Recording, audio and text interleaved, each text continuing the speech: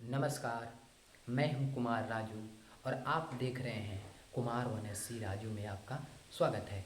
तो आज हम लोग बात करने वाले हैं अग्निपथ योजना के बारे में। अग्निपथ योजना को हमारे ही देश में हमारे लोगों के द्वारा अग्निपथ योजना को अग्नि परीक्षा देनी पड़ रही है। हमारे देश के युवा कई ट्रेन की बोगियों में आग लगा दे रहे हैं, सड़क जाम कर रहे हैं। अब हम उन युवाओं से पूछना चाहेंगे कि क्या आप ऐसा करते हैं तो आपको क्या मिलता है। आप ऐसा करते हैं तो आपको क्या मिलता है। जब जीएसटी आया था तब भी आप लोगों ने ऐसे ही विरोध किया था। जब नया नागरिकता कानून आया था तब भी आप लोगों ने ऐसे ही विरोध किया था।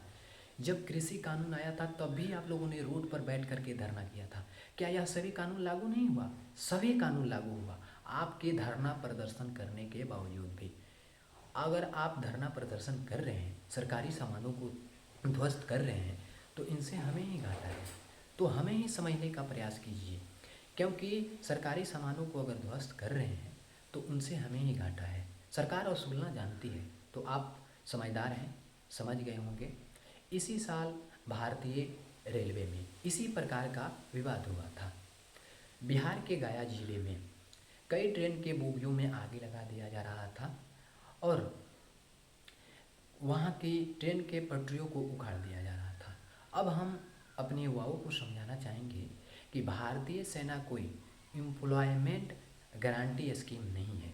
भारतीय सेना में उनकी काबिलियत पर उनका चयन होना चाहिए, न कि बहुत सारे लोगों को रोज़गार देना है।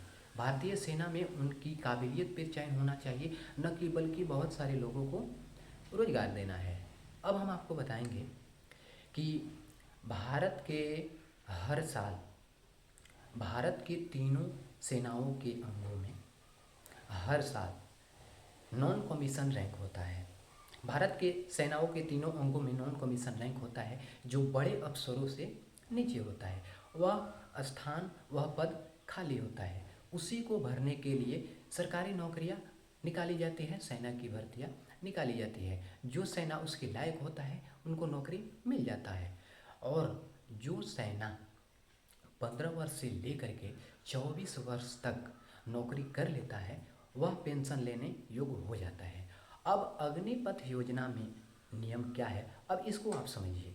अग्निपथ योजना यह है कि आप इसमें 4 वर्ष तक नौकरी करेंगे, आपका सैलरी 30 से 40 हज़ार तक होगी और आप 4 साल के बाद कोई पेंशन आपको नहीं मिलेगा। जब आप 4 साल के बाद रिटायर होंगे तो आपको 12 लाख रुपया दिया जाएगा।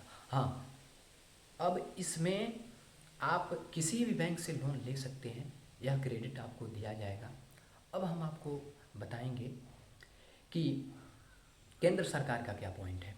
केंद्र सरकार का कहना है हम ऐसा इसलिए कर रहे हैं कि हमारी सैन्य शक्ति मजबूत होगी और हमारी जो सेना है वह मजबूत होगी और बूढ़ी नहीं होगी, और हमारे युवाओं को हर साल नौकरी का मौका मिलेगा, हर साल नया नया भर्तियाँ होगी। तो इससे हमारी सैन्य शक्ति भी मजबूत होगी और हमारे देश की सेना भी मजबूत होगी। तो आपको वीडियो कैसी लगी आप कमेंट बॉक्स में बताइए।